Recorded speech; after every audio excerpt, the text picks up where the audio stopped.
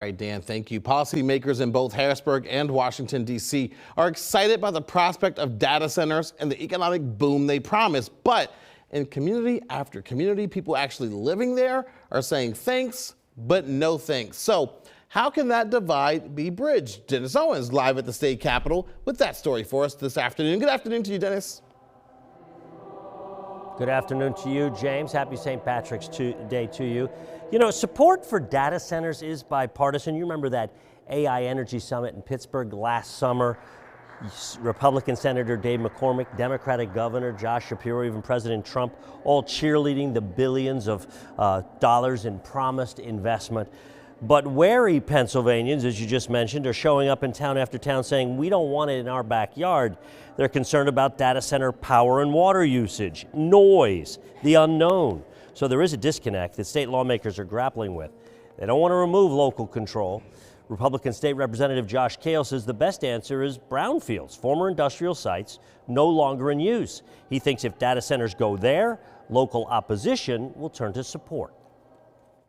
It really depends on where these projects are going. People want to see growth, people want to see jobs, people want to see development. It's just got to be done the right way, and we can't be draining local resources as well. So I think sticking to the brownfield sites is really something. Now, there are some in this building that are very wary. They want a complete moratorium on data centers until they can be further studied, though admittedly that's on the extreme side here at the state capitol. But many here, James, are also saying that the data center industry itself has not done a good enough job communicating to communities about the benefits they'll bring, like top tax dollars, a solid tax base, and at the same time, they're not putting kids in the school, but they're paying to fund the schools. And they haven't been forthcoming, many say, about what exactly the impact will be. How loud will they be, these data centers? How much water will they use? And satisfactorily answering those questions is key to all of it. So there are a lot of folks who are against it, they feel. A lot of folks are against it, that is data centers, without really knowing what it is. So that is the story, and that is the gulf that lawmakers here are trying to bridge, James. And that's the story from the state capitol. We have a beautiful choir in the rotunda right behind me if you're hearing that great music. I absolutely hear it. The angelic voices as Dennis speaks. That just makes for a wonderful combination. So Dennis, it's always difficult when you have this type of situation where you're talking about progress and moving things forward. When you're looking at it from a big picture, it sounds like a great thing, but the people who actually live with it and have to deal with it, those are the ones, who have to really be thought about. And I think that the job of the data center, I'm not saying this is the case, but they've got to make their case better if there's the case to be made.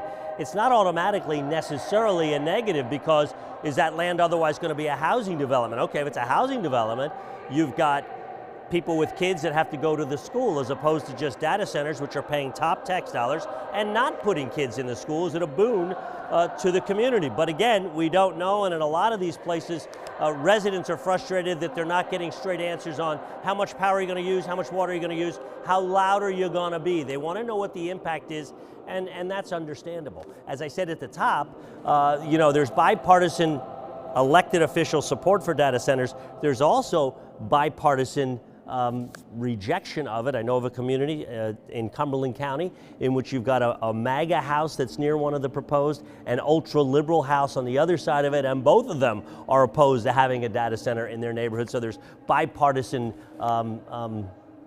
concern about it as well.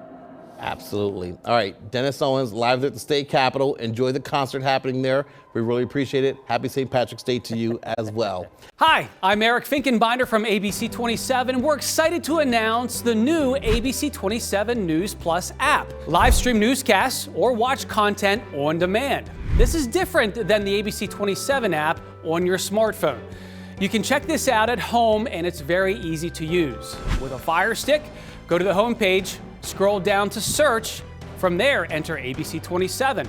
Move over to the apps, and there we are. Click the icon and install. It's just that easy.